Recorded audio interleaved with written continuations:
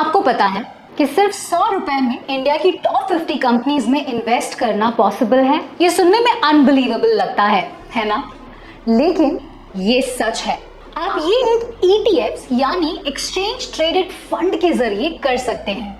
ज्यादातर इन्वेस्टर्स या तो डायरेक्टली स्टॉक्स में इन्वेस्ट करते हैं या फिर म्यूचुअल फंड्स का यूज करते हैं, पर ईटीएफ्स दोनों का बेस्ट कॉम्बिनेशन है। ये आपको स्टॉक्स की तरह लिक्विडिटी देता है और म्यूचुअल फंड्स की तरह डाइवर्सिफिकेशन। अगले 10 मिनट तक मेरे साथ बने रहिए और आप जानेंगे कि ईटीएफ्स क्या होता है, कैसे काम करता है, इंडिया में क्यों ग्रो कर रहा है और कैसे आप इसे यूज करके एक स्ट्रॉन्ग पोर्टफोलियो बना सकते हैं। क्या आप अपने इन्वेस्टिंग गेम को नेक्स्ट लेवल पर ले जाने के लिए तैयार हैं? शुरू करने से पहले शार्पली को सब्सक्राइब करें और बेल बटन दबाना ना भूलें। सबसे पहले बात करते हैं एक्सचेंज ट्रेडेड फंड या ईटीएफ क्या होता है। चलिए इसे म्यूचुअल फंड के साथ कंपेयर करके समझते हैं। म्यूचुअल फंड लोगों का पैसा इकट्ठा करता है और स्टॉक्स, बॉन्ड्स या दूसरे एसेट्स में इन्वेस्ट करता है। ये एक सिंपल तरीका है बिना इंडिविजुअल इन्वेस्टमेंट्स चूज किए इन्वेस्ट करने का। ईटीएफ या एक्सचेंज ट्रेडेड फंड भी ऐसा ही काम करता है।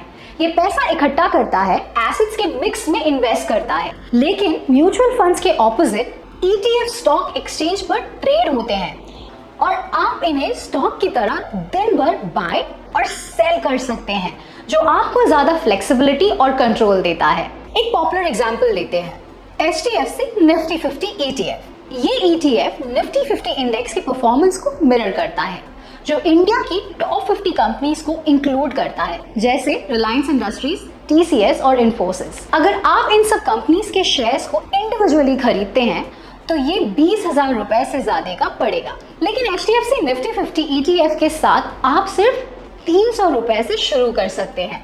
ये है ईटीएफ्स का पावर।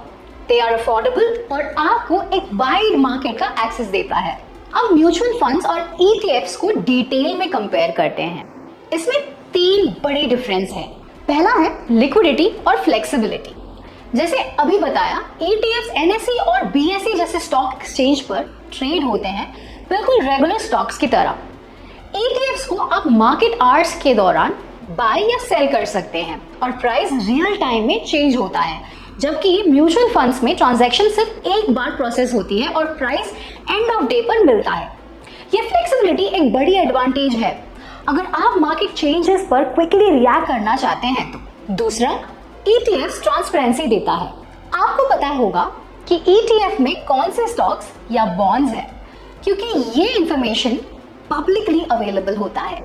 चाहे आप large cap companies, mid cap या स्पेसिफिक सेक्टर्स जैसे फार्मा या आईटी को ट्रैक करना चाहते हो, हर इन्वेस्टमेंट गोल के लिए एक ईटीएफ अवेलेबल है। वैसे हमने बेस्ट पॉइंट्स लास्ट के लिए रखा है। तीसरा और सबसे इंपॉर्टेंट फैक्टर है कॉस्ट। ईटीएफ्स के एक्सपेंसेस म्यूचुअल फंड्स के कंपैरिजन में काफी कम होते हैं। जैसे आईसीआईसीआई प्रूडेंशियल निफ्टी ईटीएफ का एक्सपेंस रेशियो सिर्फ 0.05% है, जबकि actively managed large cap mutual funds 1% या उससे ज्यादा चार्ज करते हैं। इसका मतलब आपका ज्यादा पैसा इन्वेस्टेड रहता है और टाइम के साथ आपको बेटर रिटर्न्स मिलते हैं। ये 3 की बेनिफिट्स ईटीएफ्स को एक अट्रैक्टिव इंस्ट्रूमेंट बनाते हैं। अब बात करते हैं ईटीएफ्स के टाइप्स की। म्यूचुअल फंड्स की तरह ईटीएफ्स भी अलग अलग टाइप्स में अवेलेबल होते हैं, जो डिफरेंट इन्वेस्टमेंट नीड्स के लिए सूट करते हैं। ये है मेजर कैटेगरीज। सबसे पहले है इंडेक्स ईटीएफ्स। ये ईटीएफ्स ब्रॉडर मार्केट इंडेक्सेस जैसे निफ्टी 50 या सेंसेक्स को ट्रैक करते हैं। ये उन इन्वेस्टर्स के लिए आइडियल है जो ब्रॉड मार्केट एक्सपोजर चाहते हैं, जैसे एचडीएफसी निफ्टी 50 ईटीएफ या एसबीआई सेंसेक्स ईटीएफ आपको एक ही इन्वेस्टमेंट में इंडिया की टॉप कंपनीज का एक्सेस देता है। उसके बाद आता है सेक्टर और थीमेटिक ईटीएफ्स। ये स्पेसिफिक इंडस्ट्रीज या इन्वेस्टमेंट थीम को फोकस करते हैं। जैसे अगर आप आईटी सेक्टर के ग्रोथ में बिलीव करते हैं तो आप एक आईटी फोकस्ड ईटीएफ में इन्वेस्ट कर सकते हैं। और शार्पली पर हमने एक टूल बनाया है जिसका नाम है ईटीएफ मैजिक बोर्ड, जो आपको अपने पोर्टफोलियो के लिए राइट ईटीएफ ढूंढने में मदद करता है। आपको सिर्फ इसे ओपन करना है, बेंचमार्क पर टॉगल करना है और निफ्टी आईटीटीआरआई को सिलेक्ट करना है। बस इतना, सभी रेलेवेंट ईटीएफ्स अब फिल्टर हो जाएंगे। उसके बाद आते हैं डेट ईटीएफ्स। ये गवर्नमेंट या कॉर्पोरेट बॉन्ड्स को ट्रैक करते हैं और फिक्स्ड इनकम ढूंढने वालों के लिए एक सेफर ऑप्शन होते हैं। एक अच्छा एग्जाम्पल है भारत बॉन्ड ETF, जो high rated public sector bonds में इन्वेस्ट करता है। कमोडिटी ETFs एक और पॉपुलर कैटेगरी है। इंडिया में गोल्ड ETFs इस कैटेगरी में डोमिनेट करते हैं। फिजिकल गोल्ड खरीदने के बजाय आप गोल्ड ETF में इन्वेस्ट कर सकते हैं, जो कॉस्ट एफिशिएंट और हैसल फ्री होता है। आप बिना गोल्ड फिजिकली स्टोर किए कभी भी बाय और सेल कर सकते हैं। और आखिरी है इंटरनेशनल ETFs। ये आपको ग्लोबल मार्केट में इन्वेस्ट करने का मौका देती है।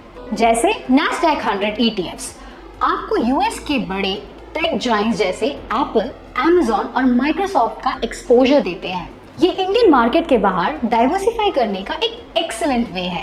इन कैटेगरीज को समझने के बाद आप अपने फाइनेंशियल गोल्स के लिए राइट ETF चूज कर सकते हैं। अब जब हमने टाइप्स कवर कर लिया है, अब चलिए इंडिया और US के ETF मार्केट्स को कंपेयर करते हैं। जहां इंडिया में ETFs की पॉपुलैरिटी अभी बढ़ रही है, USA में ये बहुत टाइम से वाइडली यूज्ड है। पहले बात करते हैं मार्केट साइज की।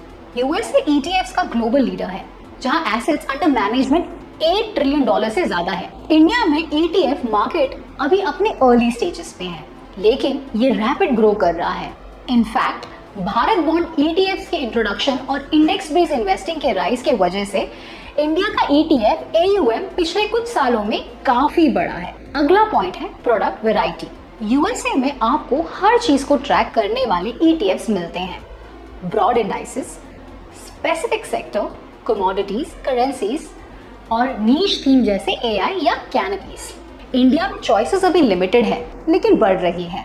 फिलहाल ज्यादातर ETFs, इंडाइसेस, बॉन्ड्स, गोल्ड और कुछ इंटरनेशनल मार्केट्स पर फोकस करते हैं। एक और डिफरेंस है कॉस्ट। US में ETFs का एक्सपेंस रेशियो अल्ट्रा लो होता है, कभी कभी सिर्फ 0.03%, क्योंकि इनका स्केल मैसिव होता है। इंडियन ETFs भी अफोर्डेबल है, लेकिन एक्सपेंस रेशियो थोड़े हायर होते हैं, 0.05% से 0.30% के रेंज में। फिर आते हैं लिक्विडिटी।